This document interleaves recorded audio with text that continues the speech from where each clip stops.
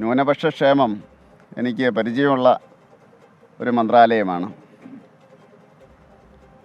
Minority കമ്മീഷൻ്റെ vice chairman എന്ന രീതിയിൽ അതിൻ്റെ സ്കീമുകൾ നടപ്പിലാക്കുന്നതിന് വേണ്ടിയുള്ള പരിശ്രമത്തിൻ്റെ ഭാഗമായിട്ട് ഇന്ത്യ മുഴുവൻ ഞാൻ യാത്ര ചെയ്തിട്ടുണ്ട്. അതിൻ്റെ നിയമങ്ങളൊക്കെ തന്നെ, സ്കീമുകൾ എല്ലാം തന്നെ എനിക്ക് മനഃപ്പാഠമാണ്. പിന്നെയുള്ളത് കേരളത്തെ സംബന്ധിച്ചിടത്തോളം വളരെ പ്രധാനപ്പെട്ട, തീരദേശ ജനതയെ സംബന്ധിച്ചിടത്തോളം വളരെ പ്രധാനപ്പെട്ട ഫിഷറീസാണ്. അതുപോലെ തന്നെ ക്ഷീരകർഷകരെ ബാധിക്കുന്ന അല്ലെങ്കിൽ അവരുടെ ക്ഷേമം നോക്കുന്ന ആനിമൽ ഹസ്ബൻഡറിയാണ് ആൻഡ് ഡയറി. അപ്പോൾ ഈ രംഗത്ത് എന്നാൽ കഴിയുന്ന കാര്യങ്ങൾ ചെയ്യുന്നതാണ്, ജനങ്ങൾക്ക് വേണ്ടി പ്രവർത്തിക്കുന്നതാണ് എന്നാണ് എനിക്ക് പറയാനുള്ളത്. ഈ രണ്ട് മിനിസ്ട്രിയും കിട്ടിയതിൽ വളരെ അധികം സന്തോഷമുണ്ട്.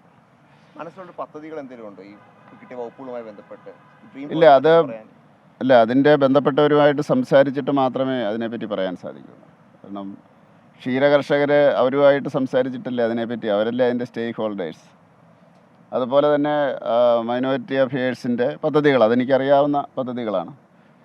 അതിന് അതിൻ്റേതായിട്ടുള്ള വ്യവസ്ഥകളുണ്ട്, അതിൻ്റെ അടിസ്ഥാനത്തിൽ അത് നടപ്പിലാക്കും. ലഭിച്ചിരിക്കുന്ന വകുപ്പുകളെല്ലാം തന്നെ ന്യൂനപക്ഷമായാലും ഒപ്പം തന്നെ ഫിഷറീസ് ആയാലും മൃഗസംരക്ഷണമായാലും കേരളവുമായി ബന്ധമുള്ള പദ്ധതികളാണ്. അതെ. അപ്പോൾ അത് അറിഞ്ഞുകൊണ്ട് തന്നെ അങ്ങേ ഏൽപ്പിച്ചതാണ് എന്നാണോ കരുതുന്നത്? അങ്ങനെ കരുതുന്നു. മലയാളിയായതുകൊണ്ടും കേരളമായതുകൊണ്ടും തീരദേശം ധാരാളമുള്ള ഒരു പ്രദേശമാണല്ലോ കേരളം.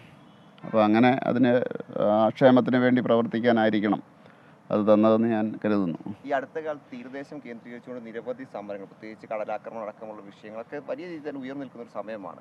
ഈ ഘട്ടത്തിൽ അതുമായി ബന്ധപ്പെട്ട് എന്താണ് ചെയ്യാൻ ആഗ്രഹിക്കുന്നത്? അല്ല, ആ ജനങ്ങളുമായിട്ട് സംസാരിച്ചിട്ട് അതിന് പരിഹാരം എന്നുള്ള രീതിയിൽ അവർ നിർദ്ദേശിക്കുന്ന കാര്യങ്ങൾ പഠിച്ചതിൻ്റെ അടിസ്ഥാനത്തിൽ നടപ്പിലാക്കാൻ വേണ്ടി ശ്രമിക്കും.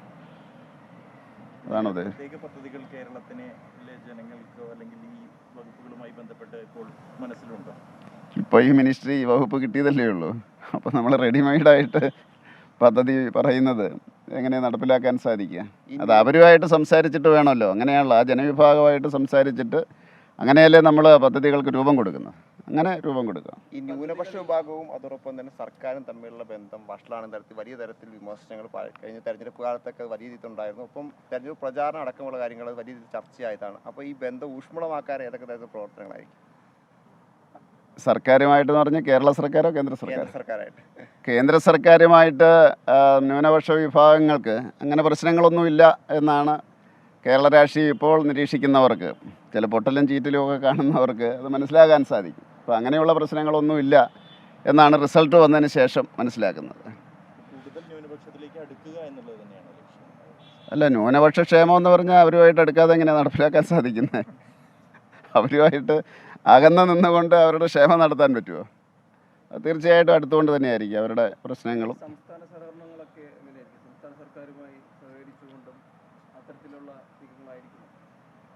ഈ യൂണിയൻ ഓഫ് ഇന്ത്യ എന്ന് പറയുന്ന അവസരത്തിൽ അതിൻ്റെ അകത്ത് കേന്ദ്രവുമുണ്ട് സംസ്ഥാനവുമുണ്ട്. അങ്ങനെ അത് നടപ്പിലാക്കാൻ പറ്റില്ല. കേന്ദ്ര പദ്ധതികളെല്ലാം തന്നെ സംസ്ഥാനത്തിൻ്റെ സഹകരണത്തിലൂടെ ആണല്ലോ നടപ്പിലാക്കുന്നത്. അപ്പോൾ അതുകൊണ്ട് തീർച്ചയായിട്ടും ആ രീതിയിലേ പോകാൻ പറ്റുള്ളൂ. സംസ്ഥാന സർക്കാരിൻ്റെ ഭാഗത്തു നിന്ന് അഭിനന്ദനമോ എന്തെങ്കിലും ലഭിച്ചോ, ആശംസകളോ ഒക്കെ അറിയിപ്പ് ലഭിച്ചോ? അല്ല, അങ്ങനെ ഒരു രീതി ഇല്ലല്ലോ. സംസ്ഥാന സർക്കാർ കേന്ദ്രത്തിലെ മന്ത്രിമാരെ വിളിച്ചിട്ട് സംസ്ഥാന സർക്കാരിൻ്റെ ആശംസകൾ പറയുക എന്നുള്ള രീതി അങ്ങനെയില്ല. ഇപ്പോൾ BJP ഭരിക്കുന്ന സംസ്ഥാനത്താണേലും അതില്ലല്ലോ. അതെല്ലാം അണ്ടർസ്റ്റുഡ് അല്ലേ. ഇതിൻ്റെ നമ്മുടെ സിസ്റ്റത്തിൻ്റെ ഭാഗമായതുകൊണ്ട് അതങ്ങനെയാണ് ചെയ്യുക. ഞാനും കേട്ടില്ല ഏതെങ്കിലും ഒരു BJP ഭരിക്കുന്ന സംസ്ഥാനത്തെ മുഖ്യമന്ത്രിയോ അല്ലെങ്കിൽ ഗവൺമെൻറ് സിസ്റ്റമോ വിളിച്ചിട്ട് പത്രസമ്മേളനം നടത്തിയിട്ട് അങ്ങനെ അഭിനന്ദിച്ചു എന്ന് പറയുന്നത് നിങ്ങൾ എവിടെയെങ്കിലും കേട്ടോ? എനിക്കറിയില്ല.